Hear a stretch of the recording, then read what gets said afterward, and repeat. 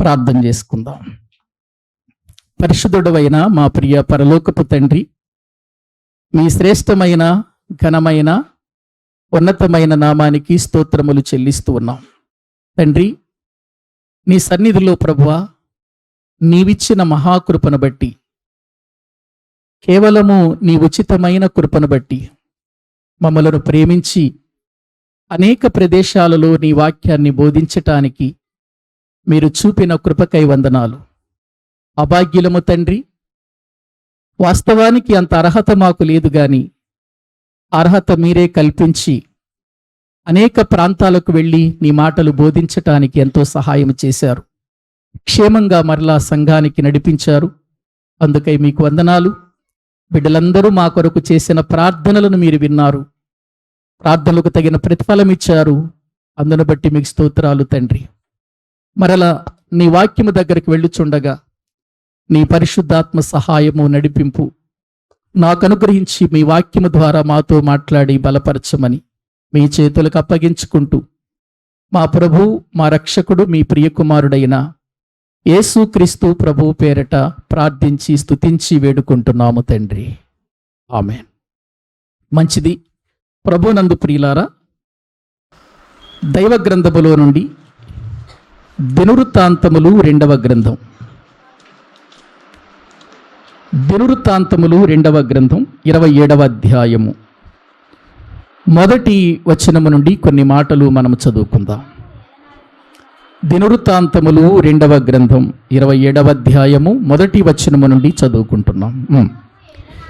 యోతాము ఏలనారంభించినప్పుడు 25 వాడై యెరూషలేములో 16 సంవత్సరములు ఏలెను.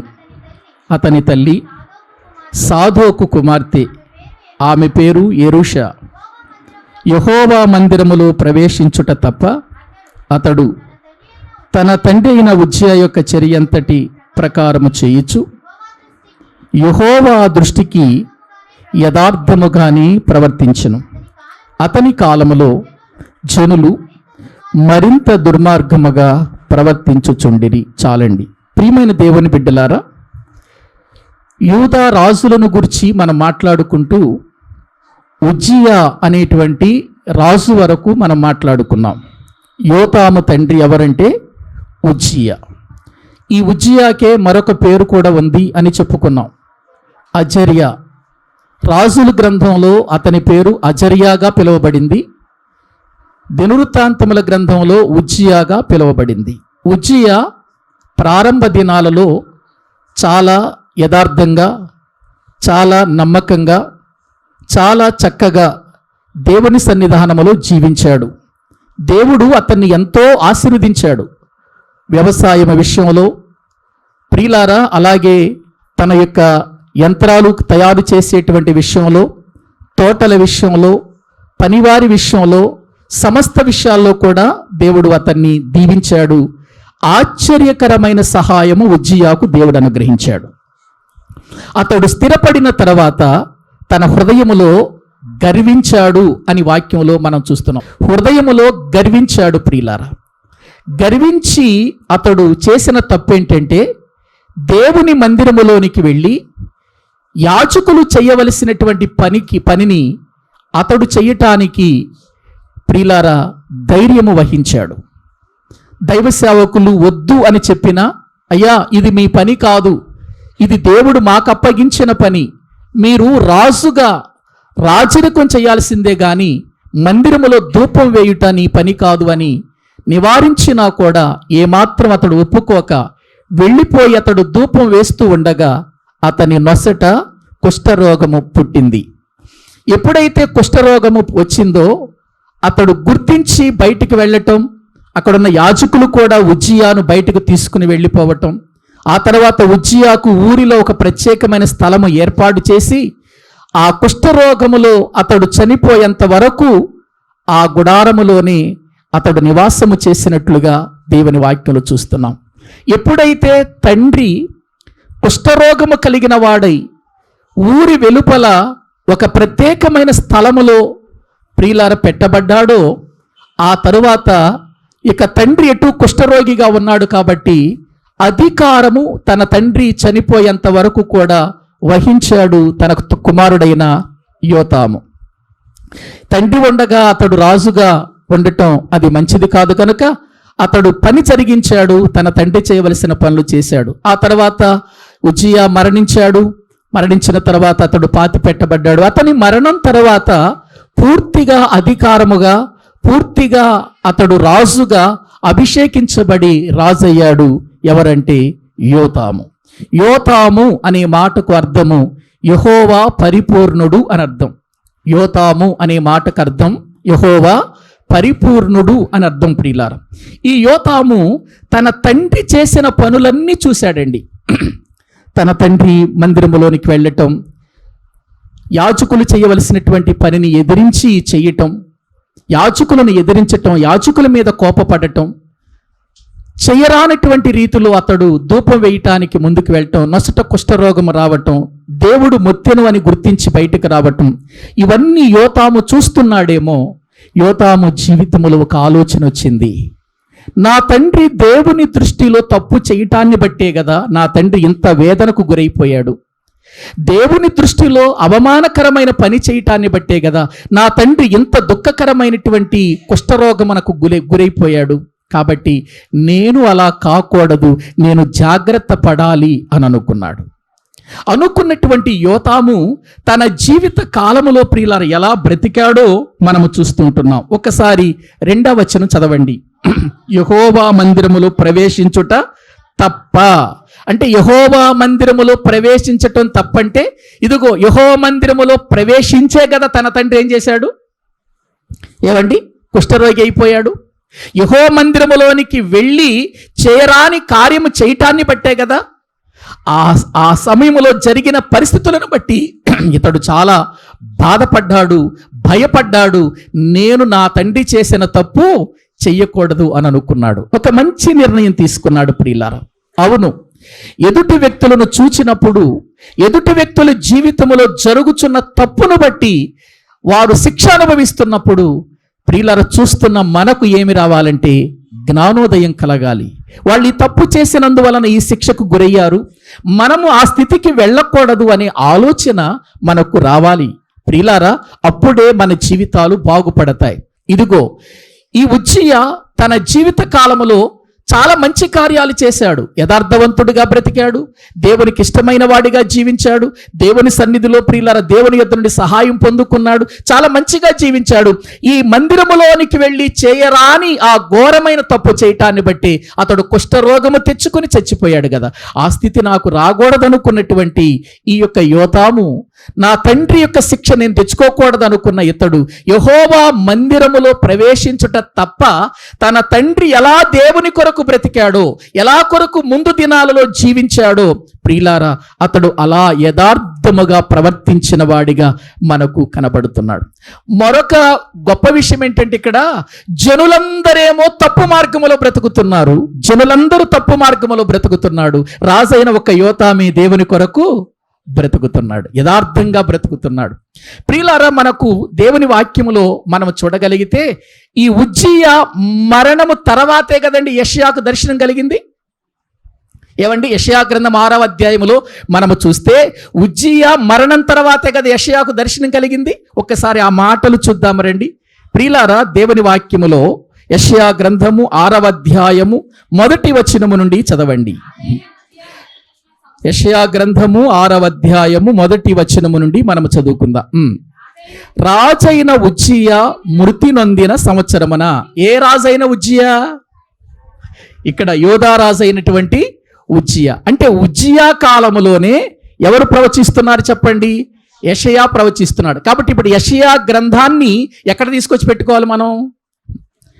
ఉజ్జియా కాలానికి తీసుకొచ్చి పెట్టుకోవాలి. అంటే ఉజ్జియా కాలములో జరిగిన సంఘటనలే యెషయా గ్రంథం.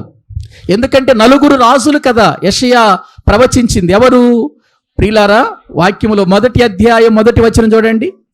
ఉజ్జియా, యోతాము, ఆహాజు, హిజ్కియా, 4 కదా.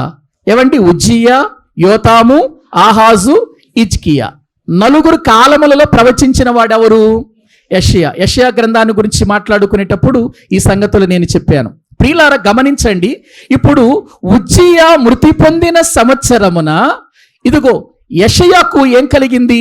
ఒక దర్శనము కలిగినట్లుగా మనము చూస్తూ ఉంటున్నాం. ఆ దర్శనములో ప్రజలను ప్రియులారా ఏ రీతిగా అక్కడ కనబడుతున్నారో ఒక్కసారి మనము చూస్తే ప్రియులారా వ్రాయబడిన మాటలు చూడండి. 9వ వచనం చదవండి. ఆయన నీవు పోయి ఈ జనులతో ఇట్లనుము, వీరు నిత్యము వినుచుందురు గాని గ్రహింపకుందురు, నిత్యము చూచుచుందురు గాని తెలుసుకొనకుందురు. వారు కన్నులతో చూచి చెవులతో విని హృదయముతో గ్రహించి మనస్సు మార్చుకొని స్వస్థత పొందకపోవునట్లు ఈ జనుల హృదయము క్రొవ్వ చేసి వారి చెవులు మందపరిచి వారి కన్నులు మూయించుమని చెప్పెను. ఎట్లా ఉన్నారండి ప్రజలు? యోతాము వచ్చేసరికి ప్రజల పరిస్థితి ఎలాగుంది? ఉజ్జియా మరణించాడు కదా, ఉజ్జియా మరణించాడు. ప్రియులారా 6వ అధ్యాయం 1వ వచనంలో ఉజ్జియా మరణించాడు. మరణించిన తర్వాత ఎవరికి దర్శనం వచ్చింది? యెషయాకు దర్శనం వచ్చింది. యెషయాను దేవుడు ఎక్కడికి వెళ్ళమంటున్నాడు? ప్రజల మధ్యకి వెళ్ళమంటున్నాడు. ప్రజలు ఎలా ఉన్నారట? ఏమండి, వీరు నిత్యము వినుచుందురు గాని గ్రహింపకుందురు. అంటే ప్రజలు ఎలా ఉన్నారు? వింటున్నారు, వింటానికి వింటున్నారు కానీ ఏం చేయటం లేదు? గ్రహించటం లేదు. గ్రహింపు లేని వారిగా ఉన్నారు. తర్వాత మనము చూస్తే ప్రియులారా వాక్యములో వారు కన్నులతో ఏం చేస్తున్నారు? చూచుచున్నారు, చెవులతో వింటున్నారు, కానీ హృదయముతో ఏం చేయటం లేదండి? గ్రహించుకొని మనసు మార్చుకొని స్వస్థత పొందకుండా వారి హృదయాలను ఏం చేసుకున్నారు? క్రొవ్వు పెట్టుకున్నారండి, క్రొవ్వ చేసుకున్నారు అని వాక్యములో మనము చూస్తుంటున్నాం. ప్రజల పరిస్థితి ఇలాగుంటే ప్రజలు దేవుని మాట వినకుండా ఎంత విన్నా మార్పు లేకుండా బ్రతుకుతూ ఉంటే, చెడు మార్గాల్లో ప్రజలు నడుస్తూ ఉంటే రాజు మాత్రం దేవుని మార్గంలో నడుస్తున్నాడు. ప్రియులారా, ఇప్పటి వరకు మనము చెప్పుకున్నటువంటి రాజులలో నిజంగా రాజు చెడిపోయాడు, ప్రజలు చెడిపోయారు. ఏమండి, రాజు చెడిపోయాడు, ప్రజలు చెడిపోయారు. రాజు బాగున్నప్పుడు ప్రజలు కూడా బాగున్నారు. కానీ ఇక్కడ వాక్యములో మనం చూస్తే యోతాము రాజు పరిపాలనలోనికి వచ్చేసరికి ప్రజల పరిస్థితి ఎలాగుందంటే మిక్కిలి దుర్మార్గముగా వారు ప్రవర్తిస్తున్నారు. ప్రజలు దుర్మార్గంగా ఉన్నారు, రాజు దేవుని అనుసరిస్తున్నాడు. అంటే యోతాము ఎంతగా దేవునికి భయపడ్డాడో మనకు అర్థమవుతుంది. యోతాము ఎంతగా దేవుని కొరకు జీవిస్తున్నాడో మనకు అర్థమవుతుంది. ప్రజలు చూస్తేనేమో వాళ్ళ పరిస్థితి బాగుండలేదు, మరింత చెడుతనములో వారు బ్రతుకుతున్నారు.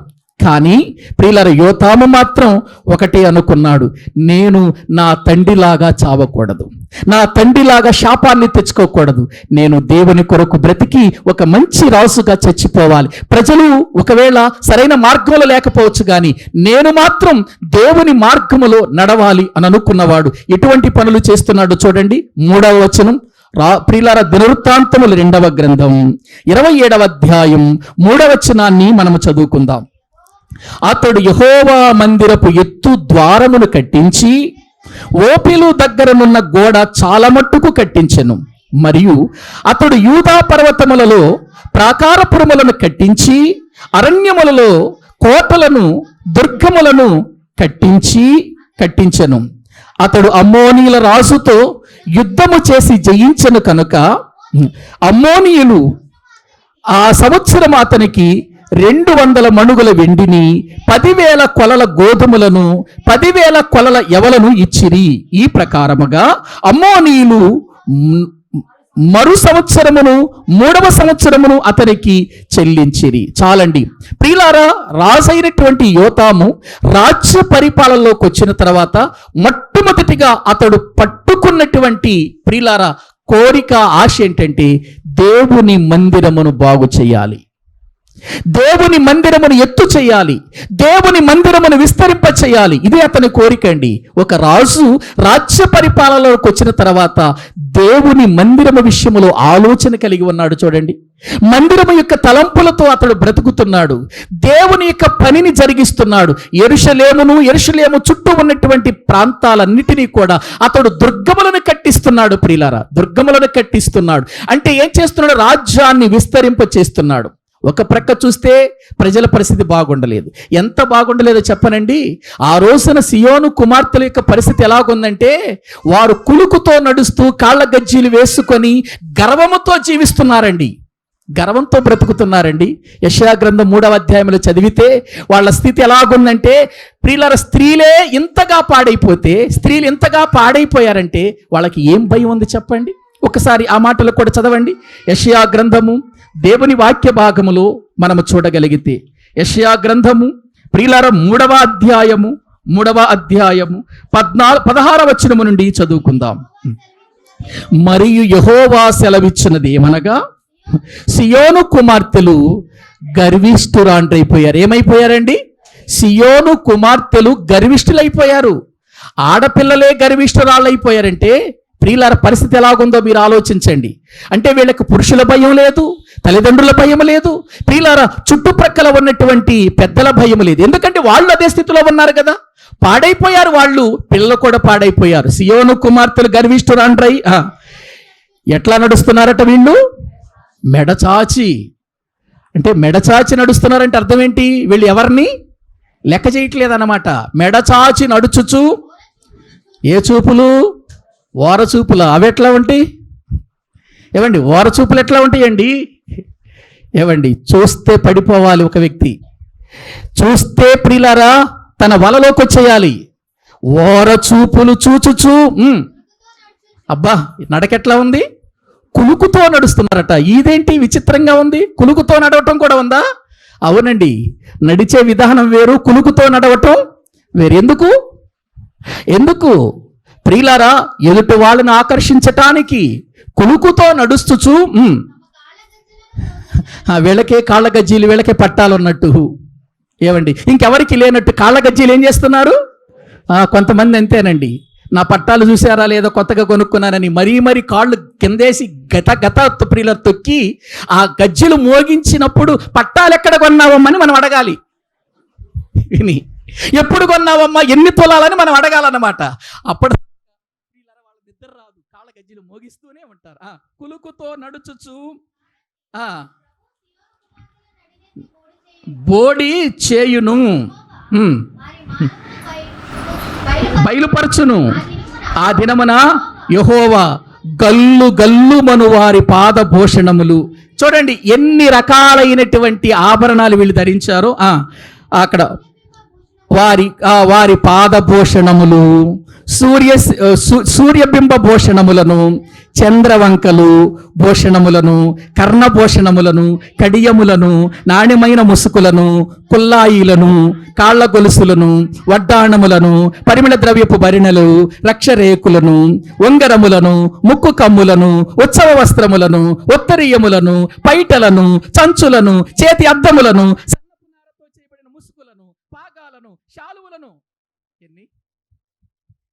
ఎన్ని ధరించారండి వీళ్ళు? ఏవండి, అసలు ఇవన్నీ ఉన్నాయో అన్న సంగతి కూడా నాకు కూడా తెలియదు. బైబిల్ చదివిన తర్వాత నాకు అర్థమైంది, ఏంటి ఆడవాళ్ళకి ఇన్ని ఉంటాయా? మగవాళ్ళకి ఏముంటాయండి? మహా ఉంటే ఒక వాచ్ ఉంటుంది, ఉంగరం ఉంటుంది, లేకపోతే మెళ్ళో చెయ్యి ఉంటుంది. వీళ్ళకి ఎన్ని ఉన్నాయి? ఏవండి, ఆడవాళ్ళకి ఎన్ని ఉన్నాయి చూడండి. పాదభూషణములు, సూర్యబింబ భూషణములు, చంద్రవంకల భూషణాలు, కర్ణభూషణాలు, కడియాలు, నాణ్యమైన ముసుకులు, కొల్లాయిలు, కాళ్ల గొలుసులు, వడ్డాణములు, పరిమళ ద్రవ్యపు భరిణెలు, మేకప్. ఏ భరిణెలు? పరిమళ ద్రవ్యపు భరిణెలు చేతిలోనే ఉంటున్నాయి వీళ్ళకి. మేకప్ పోతే చాలు. ఏమండి, చూసారా వాళ్ళ విధానం? చూడండి, ఒక సియోను కుమార్తెలు, ఒక యెరూషలేము కుమార్తెలు ఉండవలసిన విధానం ఇదేనా?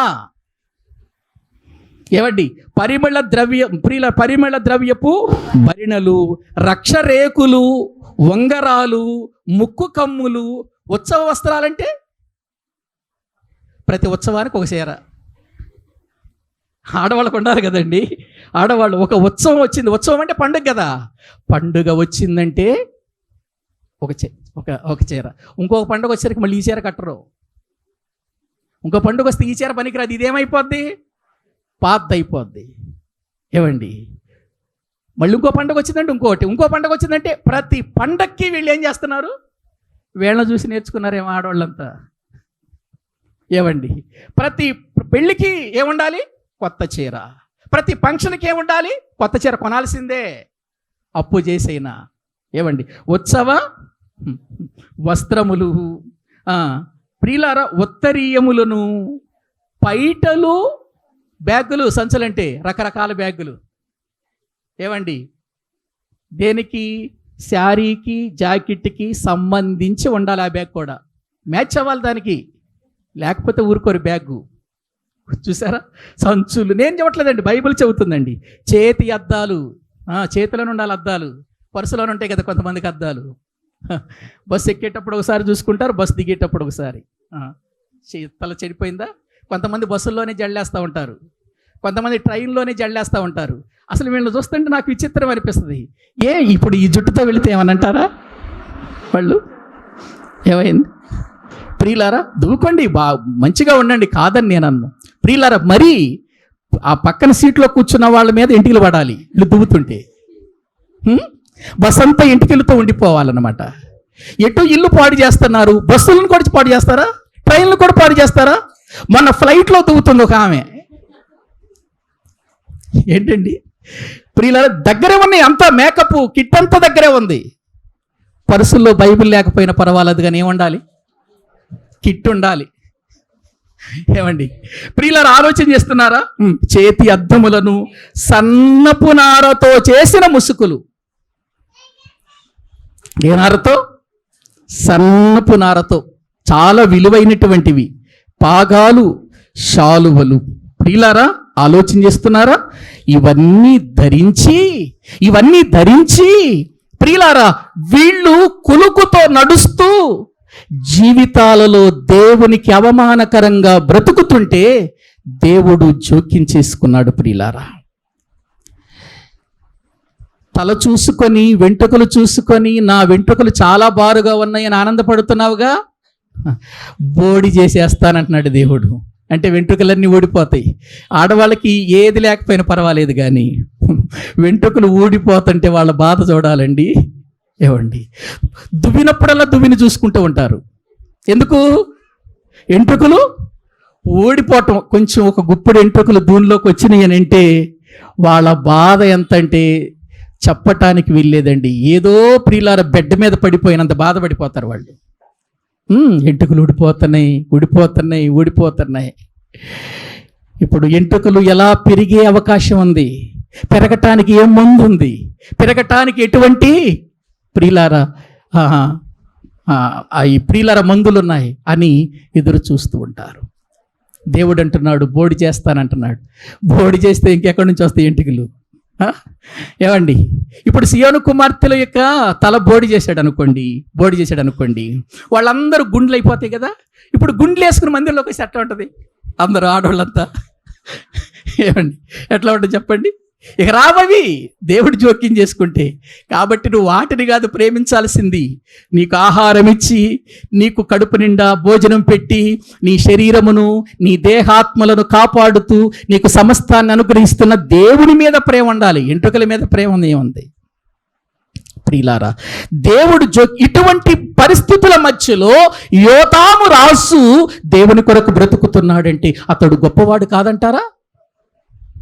ప్రియులారా, అలా తన జీవితాన్ని గడుపుతూ ఒక ప్రక్క ప్రియులార యుద్ధాలు చేస్తూ దేవుని యుద్ధ నుండి ప్రియులారా అతడు గొప్ప బహుమానములు పొందుతూ యథార్థముతో జీవితాన్ని ప్రారంభించాడు. యథార్థంగానే చచ్చిపోయాడు. అట్లాగే చచ్చిపోయాడు. ఇతనిలో ఎక్కడ పొరపాట్లు మనకు కనబట్టలేదు. ప్రియులారా, యోతాములో ఎక్కడ పొరపాటు కనబట్టలేదు. ఒక మంచి రాజుగా మనం గుర్తించాలి యోతామును. నిజంగా అతని పేరుకు తగిన జీవితం. యెహోవా పరిపూర్ణుడు. యోతాము అనే మాటకు అర్థం ఏంటి? యెహోవా పరిపూర్ణుడు. పరిపూర్ణుడైనటువంటి దేవుణ్ణి, పరిపూర్ణంగా దేవుణ్ణి ఆరాధించిన వాడు, దేవుని కొరకు బ్రతికిన వాడు, దేవుని చిత్తములో జీవించిన వాడు, దేవునికి మహిమ తెచ్చిన రాజు ఎవరంటే యోతాము. చూడండి అతడు ఎట్లా బ్రతికి ఎలా చనిపోయాడో 6వ వచనం చదువుకుందాం.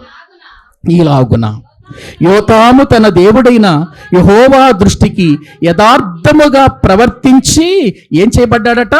బలపరచబడ్డాడు. దినదినము ఏం చేయబడుతున్నాడు? తన యథార్థతను బట్టి బలపరచబడుతున్నాడు. ఎందుకు? తన తండ్రి పొరపాటులు చూశాడు, తన తండ్రి చేసిన తప్పులు చూశాడు, తన తండ్రి తెచ్చుకున్నటువంటి శాపాన్ని చూశాడు. ఆ శాపము నా మీదకి తెచ్చుకోకూడదు అనుకున్నాడు. యథార్థంగా బ్రతికాడు.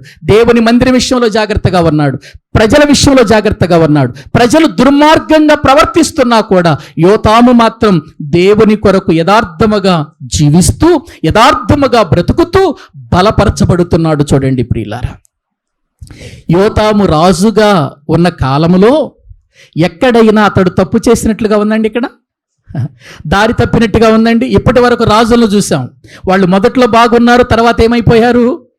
దారి తప్పినటువంటి పరిస్థితులు ఎక్కడో ఒక చోట కనబడుతూనే ఉన్నాయి. కానీ యోతాము రాజుగా ఉన్నప్పటికీ తన జీవితాన్ని కాపాడుకున్నాడు, తన బ్రతుకును కాపాడుకున్నాడు, తన ఆత్మీయతను కాపాడుకున్నాడు. నేను దేవుని కొరకు బ్రతకాలి, దేవుని కొరకు చచ్చిపోవాలి, యథార్థతను విడిచిపెట్టకూడదనుకున్నాడు. యథార్థంగా బ్రతికాడు, యథార్థముగానే జీవించాడు, యథార్థముగానే చనిపోయాడు. అప్పుడు అతన్ని దావీదు పట్టణమందు పాతిపెట్టారు. దావీదు పట్టణమందు పాతిపెట్టారండి. కారణం, దావీదు యథార్థంగా బ్రతికి చనిపోయాడు, యథార్థముగా జీవించి మరణించాడు. ఇప్పుడు యథార్థవంతుల లిస్ట్ అంతా ఒక చోటకి వెళ్ళిపోతుంది. చూడండి, యోతాము కూడా ఎక్కడికి వెళ్ళిపోతున్నాడు? దావీదు, యథార్థత కలిగినటువంటి దావీదు ప్రియులారా ఆ స్థలములో పాతి పెట్టబడుతున్నట్లుగా లేఖనాలలో మనం చూస్తున్నాం. యెహోవా భక్తుల మరణము ఆయన దృష్టికి విలువైనది. ప్రియులారా, విలువగా బ్రతికాడు, విలువగా పరిపాలించాడు, విలువగా చచ్చిపోయాడు, విలువైన మరణంతో తన జీవితాన్ని ముగించాడు. ఇదండి ఒక ఆత్మీయుడు బ్రతకవలసిన బ్రతుకు. ఇదండి ఒక దేవుని బిడ్డ బ్రతకవలసినటువంటి బ్రతుకు. లేస్తూ పడుతూ, లేస్తూ పడుతూ, పడిపోతూ లేస్తూ ఇలా కాదండి బ్రతకాల్సింది.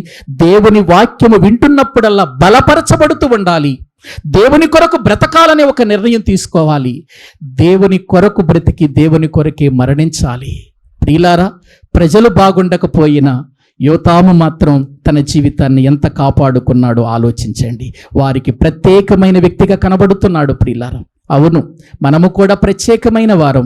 మనము కూడా ప్రత్యేకత కలిగిన జీవితాన్ని జీవించి పరలోకమందున్న తండ్రికి మహిమ తెచ్చేవారిగా మన జీవితాలు ఉండాలి. మన మరణం కూడా అట్లాగే ఉండాలి. చచ్చిపోతే మంచి భక్తి చేసి చచ్చిపోయాడండి పలానా వ్యక్తి, మంచి భక్తి చేసి చనిపోయిందండి పలానా వ్యక్తి, నిజంగా దేవుని కొరకు బ్రతికి చనిపోయారండి అని మాట్లాడుకుంటుంటే అంతకంటే ఇంకా ఏం గొప్ప భాగ్యం ఉంది చెప్పండి ఈ భూమి మీద?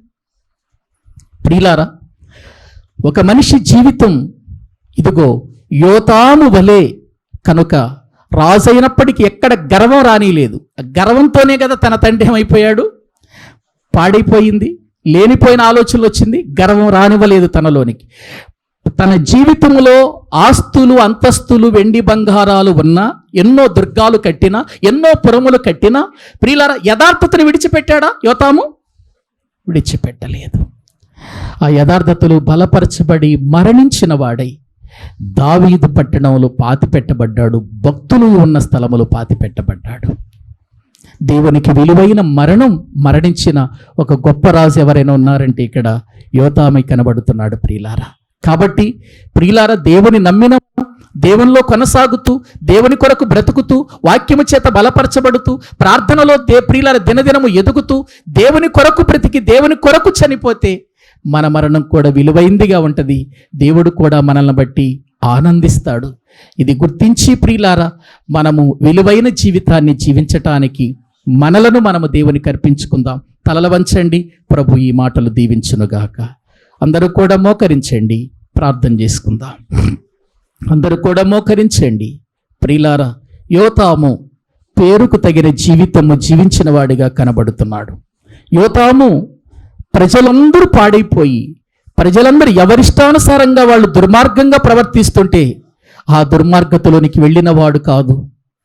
దేవుని కొరకు ప్రజలు దేవుని మాట వింటూ కూడా సరిచేసుకొని పరిస్థితుల్లో వాళ్ళ హృదయాలు క్రొవ్వ చేసుకొని జీవితాలను బాగు చేసుకొని పరిస్థితుల్లో ఉండగా తన జీవితాన్ని జాగ్రత్తగా కాపాడుకున్న యోతాము మనకు కనబడుతున్నాడు.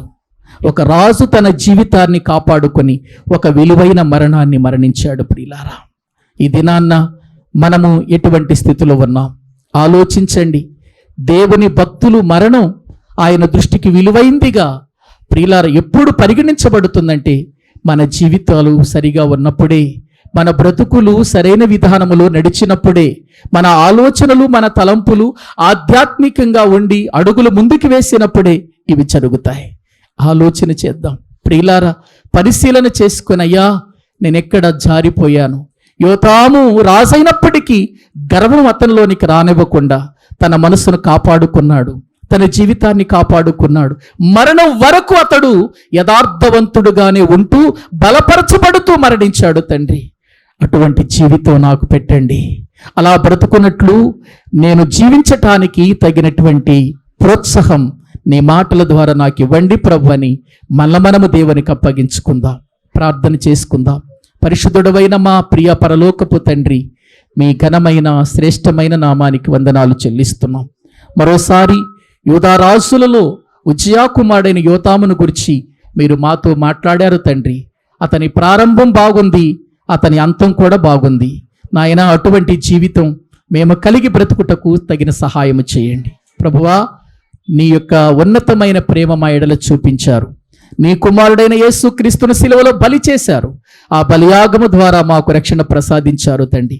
రక్షణ పొందినటువంటి మేము రక్షణ ఆనందముతో ప్రభు బల్ల యొద్దకు రావటానికి, క్రీస్తును పోలిన జీవితము జీవించటానికి, విలువైనటువంటి విధానములో నాయన మేము విలువ పెట్టి కొనబడిన వారమని విషయాన్ని గుర్తించి మేము బ్రతకటానికి సహాయము చేయండి. ఎక్కడ తప్పిపోకుండా మీ మార్గములలో మమ్మల్ని నడిపించమని ఈ దినమన ప్రభు శరీరము ప్రభు రక్తము మా మధ్యకు వస్తున్నప్పుడు యోగ్యముగా వాటిని తీసుకొని నేను ఘనపరచుటకు తగిన సహాయము చేయమని, మీరు చేసిన ప్రతి కార్యములను బట్టి మిమ్మల్ని ఘనపరుస్తూ స్తుతిస్తూ మహిమపరుస్తూ ఈ స్తుతి ఆరాధన మా ప్రభుని క్రీస్తు పేరట మాకు మేముగా మీకు సమర్పించుకుంటున్నాము తండ్రి. ఆమేన్. మనందరం అలాగే ప్రార్థనలో ఉంటాం. ప్రభువుతో అప్పగించబడిన రాత్రి ఒక రొట్టెను తీసుకొని, ఇది నీ కొరకు విలువైన మా ప్రియ పరలోకపు తండ్రి, మీ ఘనమైన శ్రేష్టమైన నామానికి వందనాలు చెల్లిస్తూ ఉన్నాం. మరొకసారి నీ లేఖనాలలో నుండి యూదా రాజులలో ఒక మంచి రాజు యోతామును గురించి మేము వినటానికి సహాయం చేశారు. అందుకై మీకు వందనాలు తండ్రి. ఇటువంటి మంచి వ్యక్తులను చూసినప్పుడు మా హృదయాలు వారి చేసినటువంటి భక్తి జీవితాన్ని అనుసరించి జీవించటానికి తగినటువంటి తలంపులు కలిగిన వారిగా మమ్మలను మీరు నిలపమని ప్రార్థిస్తున్నాం. మనుషుల వైపు ప్రభువనాయన మేము చూచినప్పుడు వారిలో ఉన్న బలహీనతలు కాదు కానీ వారు బలమైన రీతిలో ఎలా బ్రతికారో వాటిని మేము మా హృదయమందు ప్రభువనాయన తెలుసుకొని బ్రతకటానికి తగిన సహాయము చేయండి. మీ సన్నిధి మాతో కూడా ఉంచండి. యథార్థముగా జీవితాన్ని ప్రారంభించిన యోతాము యథార్థముగానే బ్రతుకుతూ, యథార్థముగానే రాచరికములో రాజ్యాన్ని పరిపాలన చేస్తూ, యథార్థముగా బలపరచబడుతూ, యథార్థముగానే ఉండి మరణించాడు తండ్రి. అటువంటి బ్రతుకులు ప్రతి క్రైస్తవుడు బ్రతకాలని మీరు కోరుకుంటున్నారు. ఆ విధంగా మేము బ్రతికి నీకు మహిమ తెచ్చేవారిగా మమ్మల్ని చేయండి. కూడి వచ్చిన ప్రతి బిడ్డను కూడా దీవించి పంపించండి. మంచి ఆయురారోగ్యములతో నింపండి నాయన.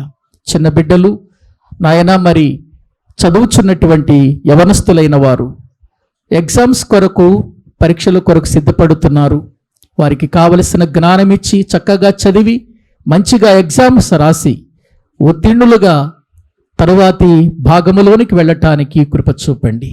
మీ కృపా సన్నిధి తోడుగా ఉంచమని ప్రార్థన చేస్తూ, మీరే అన్ని విషయాలలో ఇక్కడ కూడిన ప్రతి బిడ్డను కూడా దీవించి పంపించమని, నీ బిడ్డలు ప్రేమతో ఇచ్చిన కానుకలను దీవించి ప్రతిఫలము దయచేయమని ప్రార్థిస్తూ, మా ప్రభు మా రక్షకుడు మీ ప్రియ కుమారుడైన యేసుక్రీస్తు ప్రభు పేరిట ప్రార్థించి స్తుతించి వేడుకుంటున్నాము తండ్రి.